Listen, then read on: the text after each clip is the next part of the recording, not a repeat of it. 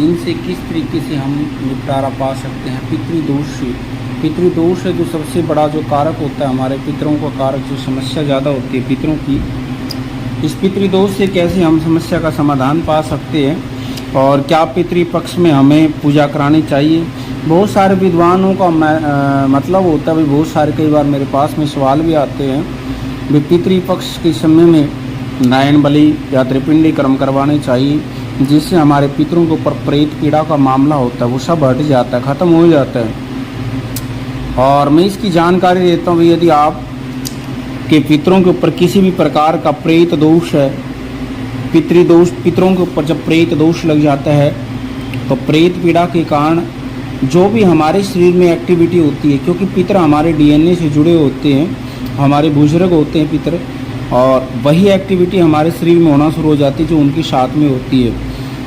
और जिन पितरों के प्रति हमारे भाव पितृ रूप में रहते हैं वो हमारे ऊपर कृपा करते हैं, यदि वो हमारे पर्सनल रूप से जुड़ते हैं, जो बहुत सारे लोग, जैसे कुछ लोग अपने शरीर को त्याग देते हैं, किसी की माता है, पिता है, भाई है, बहन है, बुआ है, कोई भी चाचा ताऊ कोई भी है, जब उसके प्रति वो भाव रखता है, मन से भाव रखता है, तो वो आत्मा कभी भी वो आत्मा कभी भी मुक्ति नहीं मिलती उसको, उस आत्मा को मुक्ति नहीं मिलेगी, तड़पती ही रहेगी, क्योंकि उस आत्मा को आस रहती है। जो शरीर छोड़ कर के आत्मा चली जाती है वो हर एक मनुष्य के अंदर के भाव जांच लेती है, वो मेरे बारे में, मेरे भाव, मेरे प्रति क्या भाव है उसकी। जैसे आप लोग सोचते रहते हो भी कि आपका कोई भी पितर है प्रेत योनि में या अन्य पहले से चला जाता है भी, मैं अपने ताऊ के लिए कुछ कर सकता था, ताई के लिए, पिताजी के लिए, माताजी के लिए, बहुत सारे लोग उनके लालसा में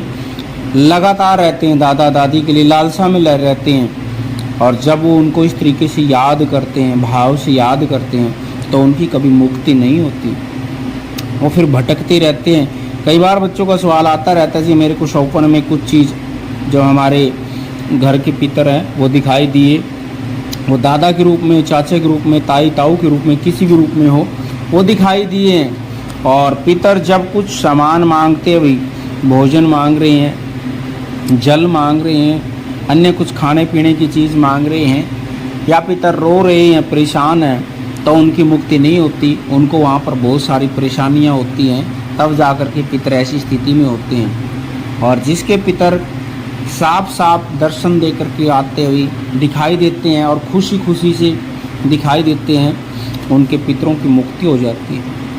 वो मुक्त होते हैं तो पितृ रूप में सिर्फ आपको दर्शन दे देते हैं, कृपा करते हैं। तो इसलिए जितने पितरों के प्रति हमारे पितृ रूप में भाव होंगे उतने ही हम आगे बढ़ पाएंगे। यदि पर्सनल भाव रखेंगे तो उनकी कभी मुक्ति नहीं हो पाएगी। और दूसरा था भी नारायण बलि और त्रिपिंडी कर्म। पितरों के लिए हमने जो पितृपक्ष आएगा इससे पहले ही हमने नारायण बलि और त्रिपिंडी कर्म करवा लेने चाहिए, पितृदोष को हटाने के। नारायण बलि कर्म सिर्फ एक व्यक्ति के लिए कराया जाता है। परिवार में किसी के काल मृत्यु डेथ हो रही, आपको पता है, वो व्यक्ति प्रेत कर्म में है, हमारे किसी के शरीर पे आता है कि आत्मा के रूप में किसी को परेशान करता है, तो उसकी मुक्ति के लिए भाई आप नारायण बलि कर्म करवा सकते हो।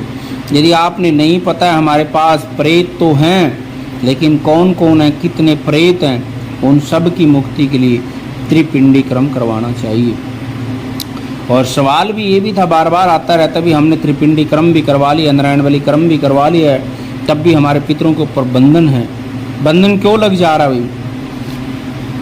बहुत सारे लोगों के साथ में भी मलिनता का कारण होता है, मलिन स्थिति में होते हैं पितर।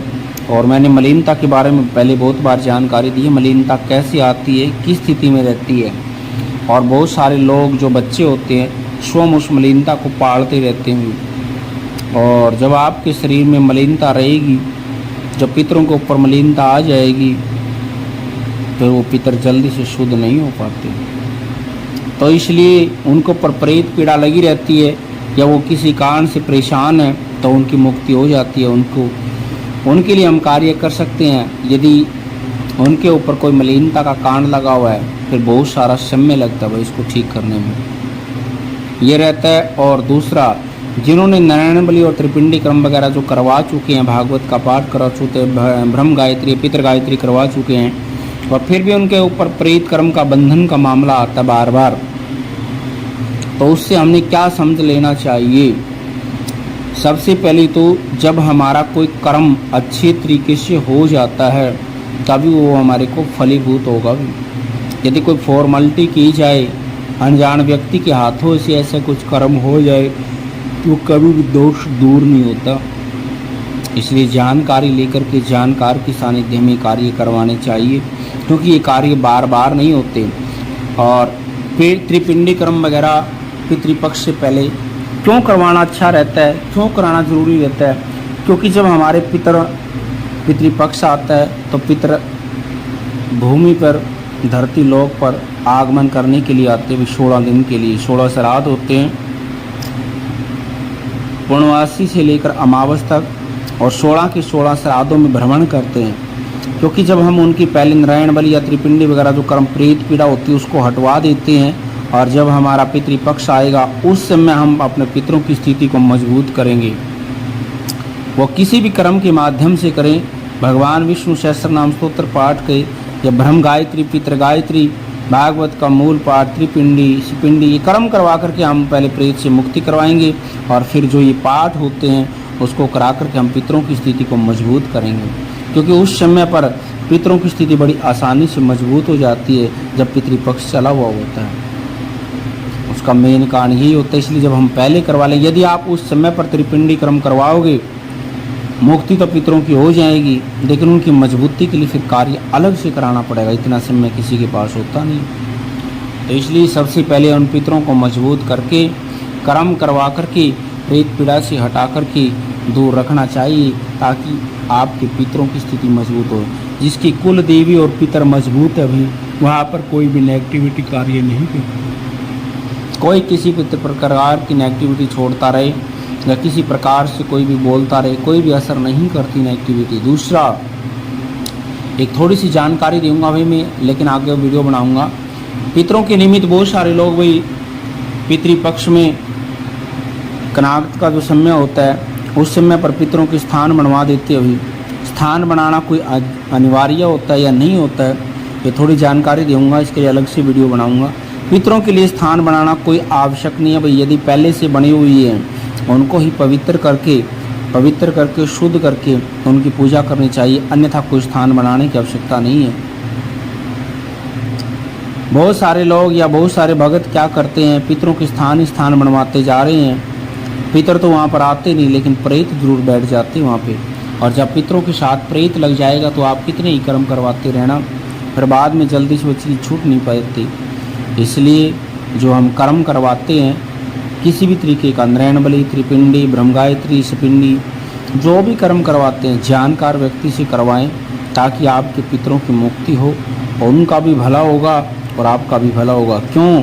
यदि हमारे साथ में पितरों के साथ प्रेत लगा हुआ भी किसी प्रकार का भी, और उस प्रेत की हम मुक्ति करवा देते हैं, तो हमारे लिए भी प्रार्थना करता है आगे, वो भी तो छुटकारा। क्योंकि हर तरीके से प्रेतों के कार्य चलते हैं। प्रेत कोई मुक्ति पाने के लिए किसी के शरीर में आता है, घर में आता है, या कोई अपने पूजा पाठ का कार्य करने के लिए, अपनी लालसा पूरी करने के लिए, अपनी प्यास बुझाने के लिए बहुत सारे कार्य होते हैं। प्रेत उस घर के अंदर घुस जाता है, और जिसकी शक्तियाँ मजबूत होती है, कुल देवी और पितर वगैरह नवग्रह, उसके पास कभी भी ऐसी नेगेटिविटी चीज़ें कभी भी फटक नहीं सकती।